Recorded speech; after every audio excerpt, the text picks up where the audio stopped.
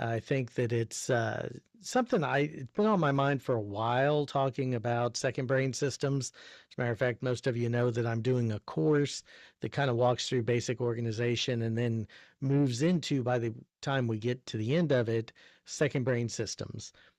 Idea being that there's a learning curve to doing these sorts of things, and there's kind of an on ramp to how we discuss those. And there's been a lot of conversation in the Rants About Tech Discord about what a second brain system is. Is it just writing? Is it just uh, collecting information? What defines that? And Tiago Forte has a very structured way of talking about that. Also, Nick Milo has done a lot of videos through what he calls linking your thinking on his channel. Talks about Obsidian a lot, but really the tools aren't necessarily what I think make a second brain system. It's more of an approach and a philosophy. And the tools are kind of fungible in some ways. So it can be something like Notion, it can be something like Obsidian, it can be, quite frankly, housed on one full or one dedicated e-ink device, especially something like the Supernote that allows you to have linking capabilities.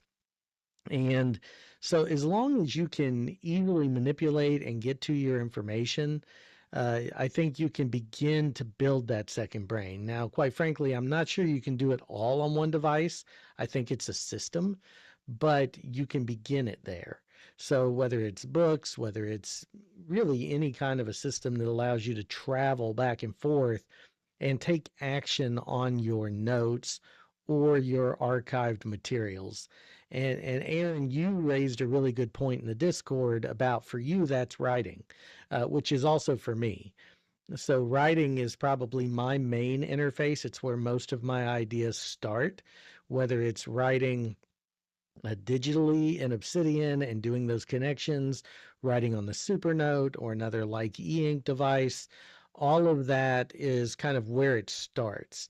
And then as I build out, I get into spaces like Obsidian, or for some people, Notion, and I begin to collect and curate. And I mentioned this as one of my defining factors, which is this idea of curation.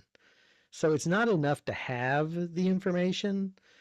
It's not enough to just write it down. I'm not one of those people, but we all know the person who writes endless to do lists, and those to do lists then become just for making to do lists.